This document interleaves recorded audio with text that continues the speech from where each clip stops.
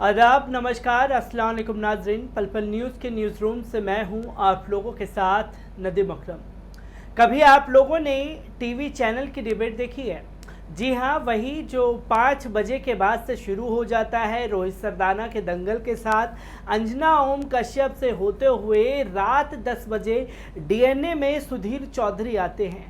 हालांकि सुधीर चौधरी डिबेट नहीं, डीएनए में पूरा पोस्टमार्टम करते हुए नजर आते हैं, पर डिबेट की अगर बात की जाए तो 5 बजे से लेकर के 9 बजे तक का स्लॉट बुक रहता है और उसमें जो लोग होते हैं वो आरएसएस के होते हैं, भारतीय जनता पार्टी के होते हैं, या वो लोग होते हैं जो दाढ़ी टोपी में होते हैं और कुछ ऐसा कंट्रोवर्शियल पैदा करने की कोशिश करते हैं जिससे बाद में विवाद खड़ा किया जा सके और उस विवाद के नाम पर राजनीतिक रोटियां और हिंदू मुसलमान के नाम पर टीआरपी बटोरी जा सके।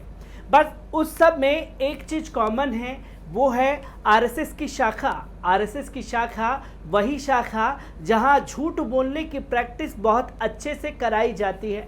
जी हाँ, क्योंकि उन्हें ये बताया जाता है, ये सिखाया जाता है कि आपको झूठ बोलना है और झूठ भी बढ़ चढ़ करके बोलना है ताकि उस झूठ को लोग सच माने और सच झूठ में तब्दील हो जाए।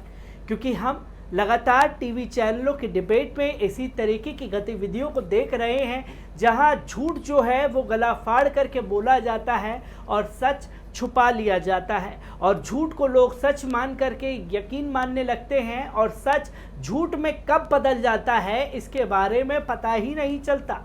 क्योंकि बाबरी मस्जिद का इंसिडेंट हमने देखा है कि झूठ सच में बदला और सच लोगों के सामने से निकाल दिया गया और उसी झूठ को लोग अब सच मान करके एक गलत फहमी में जीने के लिए मजबूर हो चुके हैं और उसको जीने में खुद जज साहब का साफ तौर पर रोल नज़र आता है। हमारे देश के आका ने इतना बड़ा फैसला चुटकी बजाते ही कर दिया जो आरएसएस चाहता था और ये सिर्फ एक झूठ की बुनियाद पर टिका हुआ पूरा शाखा का आइडियोलॉजी थी जो झूठ परोसा गया। तो अब इस झूठ में तमाम फहरिस्त लंबी हो चुकी है। जहां पहले भारतीय जनता पार्टी और आरएसएस शाखा से जुड़े हुए लोग होते थे, पर इस जमात में कुछ नए चेहरे भी आ चुके हैं जिसमें दीपक चौरसिया, अर्नब गोस्वामी, तमाम पत्रकारों की फहरिस्त लंबी है। पर अब इन पत्रकारों में होड़ है कि कौन सबसे ज़्यादा झूठ और नफरत फैला सकता है। झूठ इस कदर बोलना है कि सामने वाले को सच दिखे और जब उस झूठ की पोल खुले तो आपको ट्वीट डिलीट कर लेना है।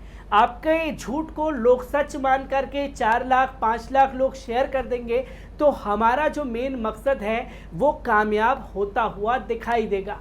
क्योंकि ये भूमिका मैं इसलिए बांध रहा हूँ, अगर ये बातें नदीम अकरम कहता है तो ये बकैती और मतलब चाटने वाली बातें हो जाती हैं और यही झूठ अगर अर्नब गोस्वामी या रुबिका लियाकत या अंजना ओम कश्यप या रोहित सरदाना या तमाम पत्रकार करेंगे तो वो पत्रकारिता में शुमार होता है, क्योंकि वो झूठ को सच बता रहे हैं। यहाँ नदीम सच को सच बताने पर लगा हुआ है पर उसे लोग मानने को तैयार नहीं हैं। जी हाँ, लगातार हम ऐसी ही गतिविधियों में जी रहे हैं और इसी में हमें जीने के लिए मजबूर किया जा रहा है। भारत में एक मुद्दा जो है, केरल में जिस तरीके से जानवर बने इंसानों ने एक जानवर की जान ली, एक प्रेग्नेंट हथनी की मौत के बाद एक माहौल गरमाने की कोशिश की गई। क्योंकि मामला केरल में घटा था तो तमाम लोगों को इस पर नफ़रत की राजनीति करनी थी, पर वो नफ़रत की राजनीति चल नहीं पाई और उस पर तमाम लोगों ने आकर के अपनी प्रतिक्रिया देना शुरू कर दी और इस पर अब दीपक चौरसिया बुरी तरीके से घिर चुके हैं और दीपक चौरसिया को घेरने वाले कोई और नहीं, एडवोकेट फारूक खान है। क्या एडवोकेट फारूक खान ने कदम उठाया है, एक बार उस पर नजर डाल लीजिए। सत्ता की भाषा बोलने वाले दीपक चौरसिया को मुस्लिमों के खिलाफ अभद्र और अशोभनीय टिप्पणी करने के लिए बस कोई बहाना चाहिए। एक दो नहीं बल्कि दर्जन भर से ज्यादा बार दीपक ने न्यूज नेशन चैनल पर अपने शो में मुस्लिम समुदाय को लांछित और अपमानित किया है।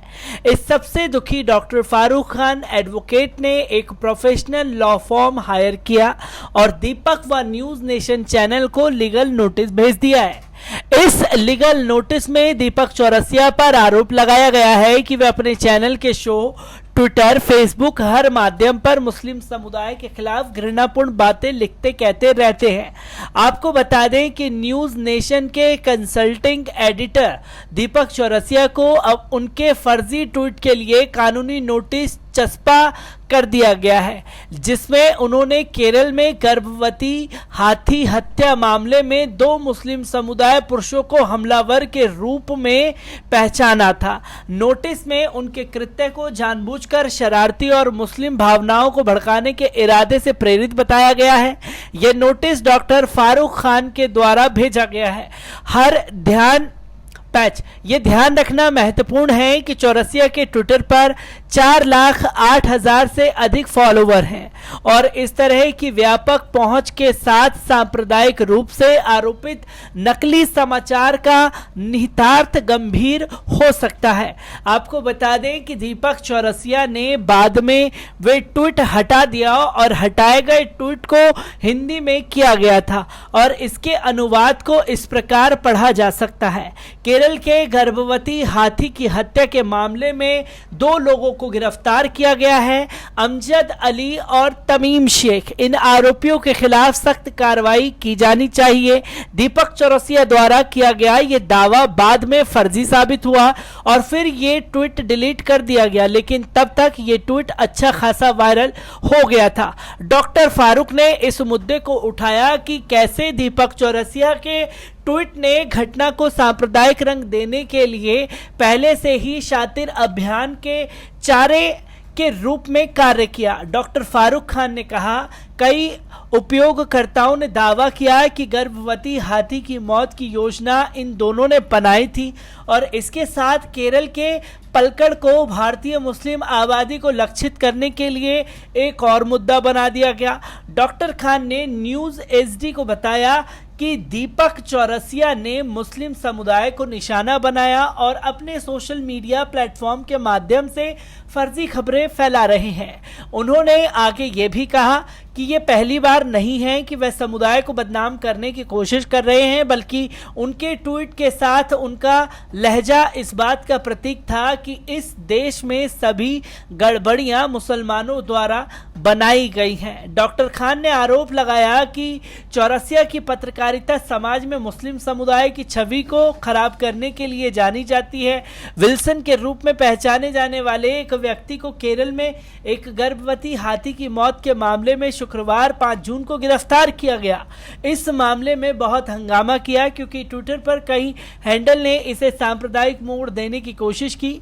पलक्कड़ के एसपी जी शिवा विक्रम ने कहा था कि विल्सन के अलावा किसी व्यक्ति को गिरफ्तार या हिरासत में नहीं लिया गया है। एसपी जी शिवा विक्रम ने 2 व्यक्तियों की गिरफ्तारी के बारे में सोशल मीडिया पोस्ट पर प्रतिक्रिया व्यक्त करते हुए कहा, मोहम्मद अमजद अली और तमीम शेख नाम के किसी भी व्यक्ति को गिरफ्तार नहीं किया गया है और ये खबर पूरी तरह से फर्जी है। तो दोस्तों, आपने देखा कि डॉक्टर एडवोकेट फारूक खान ने दीपक चौरसिया को लीगल नोटिस भेज दिया है। ये वही दीपक चौरसिया है जो मुस्लिमों के खिलाफ एक खास नफरत रखते हैं और वो नफरत उनकी हर डिबेट में छलक करके बाहर आती है। अगर कोई दाढ़ी वाले इन्हें मुजरा करने वाला कहते हैं तो वो ये कहते हुए भी नज़र आते हैं कि हम जो है मुजरा आपके आंगन में भी करेंगे अगर आप मुसलमानों के खिलाफ एक शब्द बोल दें। तो वही दीपक चौरसिया हैं जो शाहीन बाग में रिपोर्टिंग करने जाते हैं और शाहीन बाग के लोग उन्हें रिपोर्टिंग से मना करते हैं तो दुनिया को चिल्ला करके बताने की कोशिश की जाती है कि शाहीन बाग के लोगों ने दीपक चौरसिया की मॉब लिंचिंग कर दी। हालांकि तमाम तस्वीरें वीडियो सामने आती है तो वो झूठ जो दीपक चौरसिया फैलाते हैं वो अब इनके लिए जी का जंजाल बनता हुआ नजर आ रहा है। जिस तरह से केरल की घटना पे दीपक चौरसिया ने नफरत फैलाई है, उस पर एडवोकेट डॉक्टर फारूक खान आगे आए और उन्होंने लीगल नोटिस भेज करके एक बड़ी कार्रवाई न्यूज़ नेशन और दीपक चौरसिया पे की है।